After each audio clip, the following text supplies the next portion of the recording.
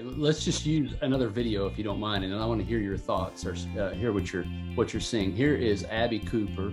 She's a mid-distance runner, and I've got it on slow motion so you can just kind of see and talk to me. What do you see? I see her left ankle collapsing real bad, which happens a lot of times on track athletes, that because every track athlete trains and her right ankle's collapsing too. Yeah. So two things could happen. Number one, she don't really set a bow. She's kind of straight leg, so she can have some possibility of joint pain, but she absolutely 1000% is at risk for some type of muscular issue. Yeah, and now in fact, had meniscal injuries, had some repetitive non-contact, of course, injuries.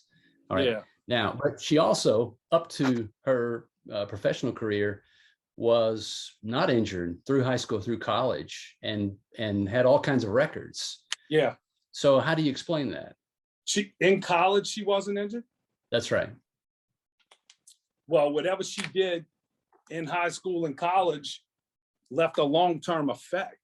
Yeah. In other words, if she'd have kept doing everything the same, because you got to realize, who gets all the reps, right? The best athletes, the ones that last the longest. That's why we see all the non-contact catastrophics happening on the highest level, is because they've did 1,000 deadlifts. They did thousands of snatches and different. And now you insert all of this standing on Bosu balls and all kind of stuff like that. But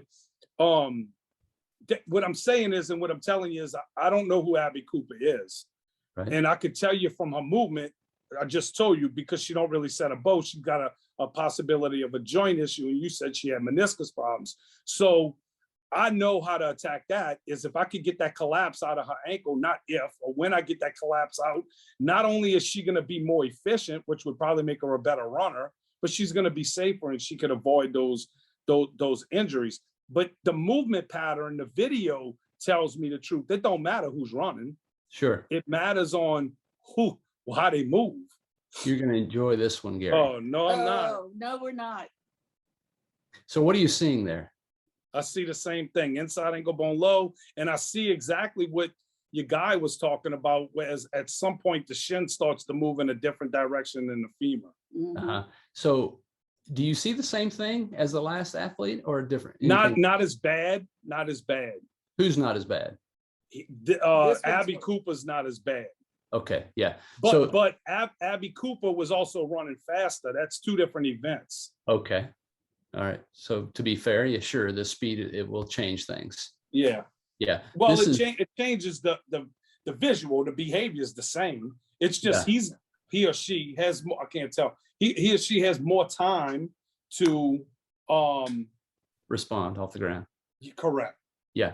So this is Joan Benoit, one of the most accomplished long distance marathoners in the history of marathon. The first one, I think, I can't remember our accolades, but at 46, she's still running.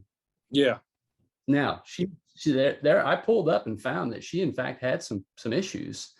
But yeah. What I was looking for some videos, just because I see you guys talking about videos, to determine, is it always directly proportional? The people who look worse are automatically going to be in more pain or having more trouble. The people who look better are always going to have little to no. If they look fantastic, they're going to have no connective tissue, lower extremity complaints. Let me. Is it only the mechanism? Let me say, is it only the? I don't like the word look. I don't, because that becomes an aesthetic thing, because that's what part of what the strength and conditioning world and fitness world is built around is aesthetic. It's what we see, right?